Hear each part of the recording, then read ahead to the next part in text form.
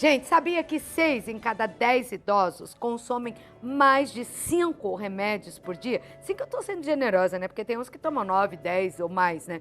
O fenômeno chamado de polifarmácia aumenta os riscos de interação negativa, interação medicamentosa entre as substâncias e leva a uma maior taxa de internações, sabia? Até a mortalidade, 20% de todas as internações de idosos 20% são provocadas por problemas relacionados a medicamentos. Quando não esquece, né? Quando não toma 2 vezes. E, além de tudo, a gente tem que ficar em cima, tem que ficar de olho, porque às vezes esquece de tomar, toma no horário errado, então todo cuidado ainda é pouco. Ela é linda, é geriatra, trabalha com pessoas de mais idade, mas ela é muito jovem e bonita. É a geriatra, a doutora Marta Maria de Moraes Malui.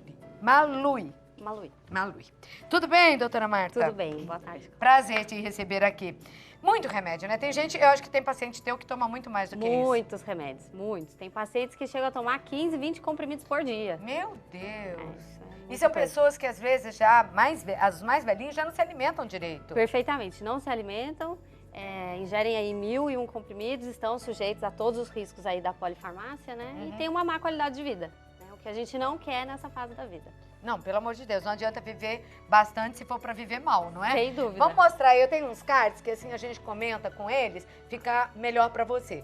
Os riscos da polifarmácia, efeitos colaterais indesejáveis. Quais são, doutora? Perfeito. Só um adendo. Polifarmácia tem um conceito aí, né? O idoso que toma mais do que 5 ou mais Já pode medicações ser- diferentes. Pode ser considerado Polifarmácia, sim. Uhum. Efeitos colaterais indesejados. Então, a gente tem que, né, ter em mente que as medicações, uma interagindo com a outra, podem potencializar o efeito de uma medicação ou cortar o efeito de alguma medicação.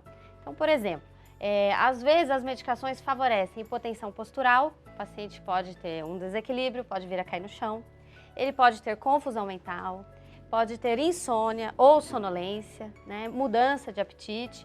Então, são efeitos que não são bons para o tratamento daquele paciente. Isso muda no decorrer da vida, por exemplo, quando se é jovem, né? Sei lá, uma pessoa com 40 anos, mais jovem. Se ela toma mais medicamentos, eles caem de um jeito, né? Essa pessoa de 40 e diferente, né? De 65, 70? Sim, É? porque o corpo muda com o envelhecimento. Tá. Né? A nossa composição corporal também. Então, a tendência é que o idoso ele tenha menos água na sua composição corporal e maior gordura.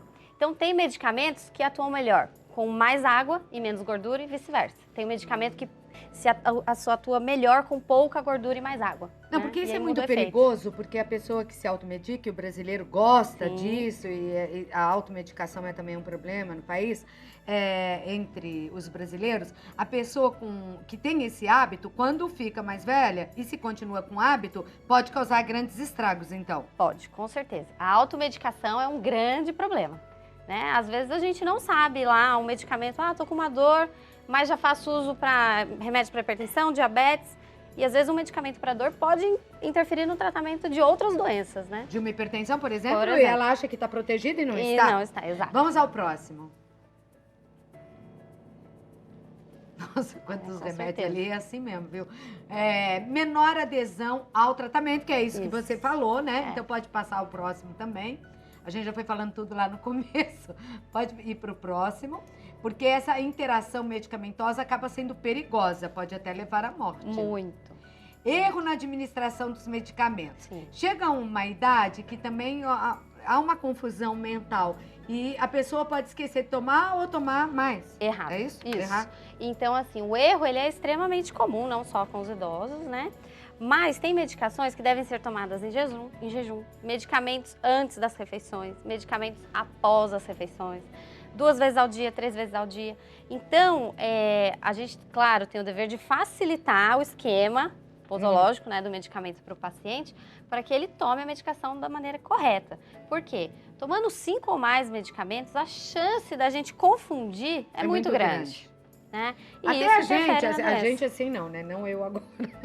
Mas a pessoa muito mais jovem, às vezes, vai numa gavetinha de remédio à noite, meio sonada, e pegar remédio para criança, por exemplo, Perigo. é para pegar um xarope, pega outro, é para tomar um remédio, porque o sono também atrapalha, Com né? certeza. Até pessoas muito jovens podem se confundir durante a noite. Imagine uma pessoa de idade. O que você recomenda? Deixa escrito, uma pessoa mais jovem da família vai ficar em cima disso para ver se está tomando certinho? Sim, a gente sempre tem que revisar a lista de medicamentos. Tá. Isso é fundamental para eu saber se eu realmente estou tomando o que é importante. Porque pode chegar em algum momento que tal remédio não é mais necessário. Tá. Então eu tenho que aprender a não usá-lo mais, né? E, claro, é importante a gente ter supervisão, sim. Pode ser do marido, um filho ou um cuidador, principalmente os idosos que têm algum comprometimento cognitivo, né? No caso, os pacientes que têm demência de Alzheimer, por exemplo. Déficit visual importante. Ou, o que é extremamente comum, pacientes com dificuldade de leitura, né?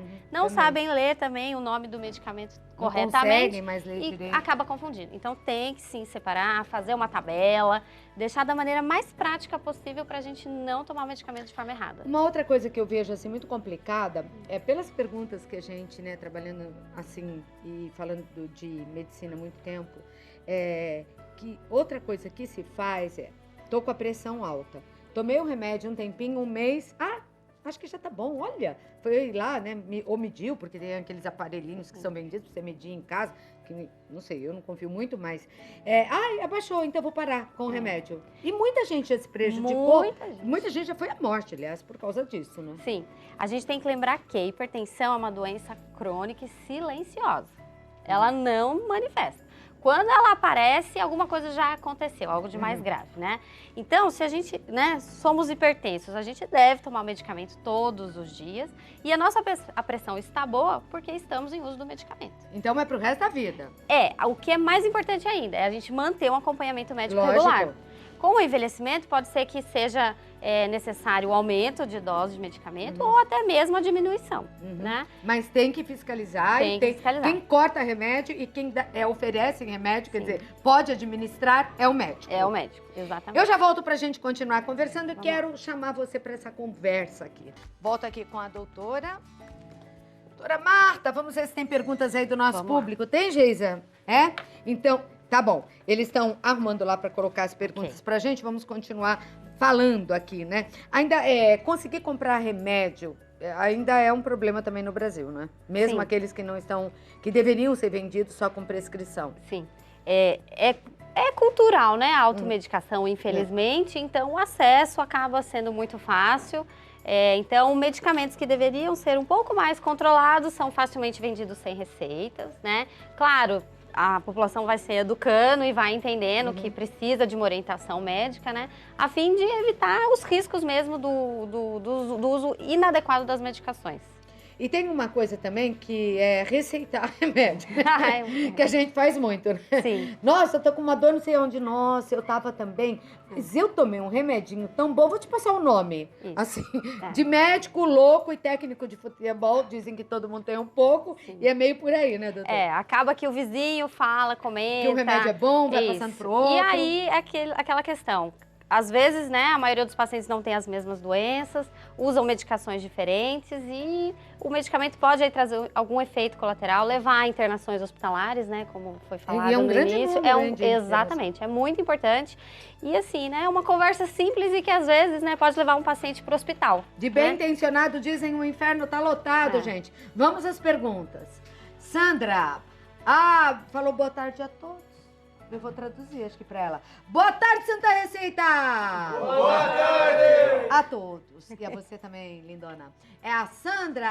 É a Sandra com o gatinho dela. Mesmo com medicamento, minha mãe, que tem Alzheimer, não dorme. E, consequentemente, eu não durmo. O que posso fazer? Ela dorme no máximo 5 horas no período de 24. Obrigada, Sandra. Sandra, minha mãe, que faleceu em outubro do ano passado, tinha Alzheimer, então eu sei bem o que você está falando. Porque o Alzheimer são fases. Muitas fases, E o sono, né, realmente é um componente aí bastante importante do cuidado, né? E tem uma fase que elas perdem o sono mesmo. Uma coisa importante que a gente tem que entender, o próprio sono, independente de Alzheimer, ele muda com o envelhecimento. É? Então, a tendência é o Dormir idoso menos. ter um sono mais curto, um sono entrecortado Mas e isso não faz mal despertares pra leves. ele? Porque o sono não é tão importante? Dizem Sim. que até para emagrecer o sono é O importante. sono é extremamente importante, ele é reparador, mas são alterações que vêm do ciclo do sono justamente pelo processo natural do envelhecimento. Então já vai dormir menos. A tendência né? E é o sono entrecortado. Então, fora o Alzheimer, né? A gente tem que preparar o nosso corpo para o sono. Pode dormir um pouco durante o dia se tiver necessidade? Pode, contanto que essas horas de sono do dia não interfiram nas horas da noite. Né? Mas um caso, um paciente com Alzheimer, um chá vai adiantar? Tem alguma coisa que vai adiantar? Porque ela não vai poder dar qualquer remédio para a mãe. Exato. Ela diz que mesmo com medicamento, ela não está conseguindo Aí dormir. a gente tem que lembrar da higiene do sono, preparar o ambiente, uma rotina do dia a dia, a preparação do corpo para o sono, né? Para favorecer com que o sono chegue. Né? Isso é extremamente importante. E a gente tem que levar em consideração que na demência de Alzheimer, em algumas fases, infelizmente acontece a mudança do ciclo sono-vigília, né? O paciente não dorme à noite e passa né, perambulando pela casa, enfim. Precisa aí de terapias medicamentosas, às vezes rever os medicamentos todos que a paciente está usando, né? Podem ter outras associações aí que contribuam e ver a rotina do dia a dia. E lembrar também que às vezes não dormir pode ser consequência de alguma outra coisa.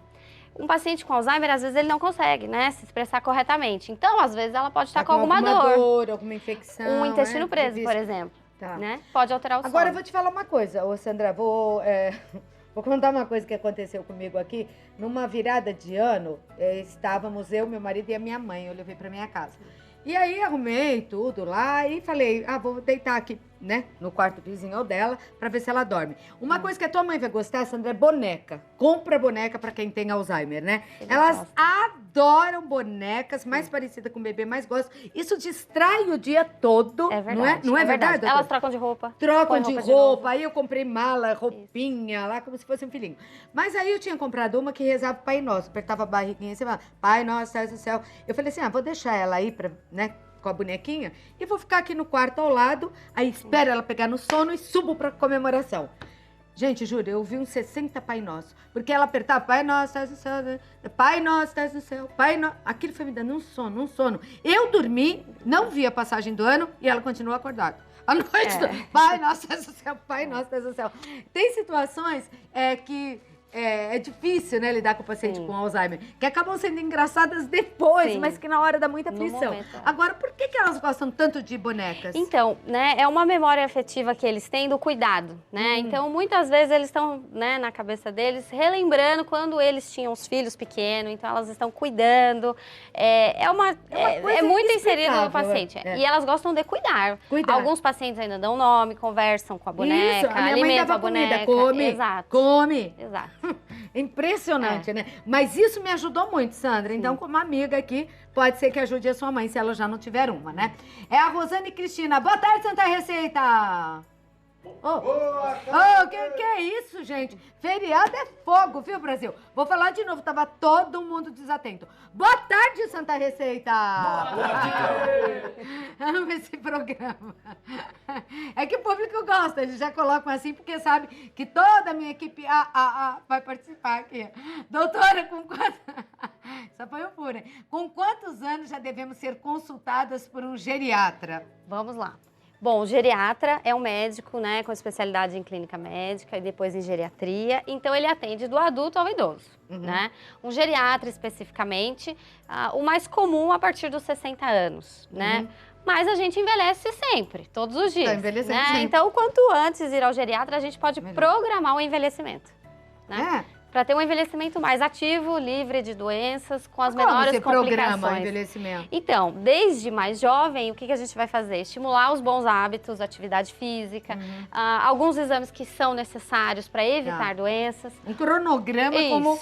Né, uma carteirinha de dor. Ou se eu já tenho alguma doença, eu vou evitar as complicações dela. Não, mas é importante mesmo, né? Prevenir. Não é Sim. verdade? E não procurar o médico só quando você tá doente, porque às vezes a doença já tomou conta de você, você nem sabe. Exato. Dizem, quem procura acha, e quem não procura morre sem saber. Então, depois de uma certa idade, verdade. é melhor procurar, né? Melhor ir Sem lá dúvida. procurar o médico. Eu queria te agradecer, feriado, aqui com a gente. Obrigada. Linda, doutora, obrigada, viu? Obrigada, Marta? Cláudia, Eu vou pelo deixar convite. seu contato também. A doutora Marta Maria de Moraes Malui é aqui, ela é de São Paulo, mas está em Caraguá. Você acostumou? Guaratinguetá, É perdão. Guaratinguetá. Já, super. É? Muito. É uma região ótima, eu gosto Você tá há bastante. quanto tempo aqui? 5 anos. É. 5 anos. É tranquilo, né? Eu já tô estranhando Tranquilo. São Paulo também. Nossa, já É reclamo ótimo. do trânsito. Eu falei, nossa, eu tô muito... É aparecidense, né? Quem nasce aqui em Aparecida? Então, eu já virei aparecidense aqui. Já não tô acostumando mais com a minha cidade. Então, em Guaratinguetá, que Guaratinguetá, pertinho de do Aparecida. Telefone para contato 12 31 25 7710. 12 31 25 7710. Tem redes sociais? O perfil profissional está em construção. Tá bom. Tô fazendo. Então depois você me conta, tá? Sim. Pra gente falar aqui pro público. Um beijo. Perfeito.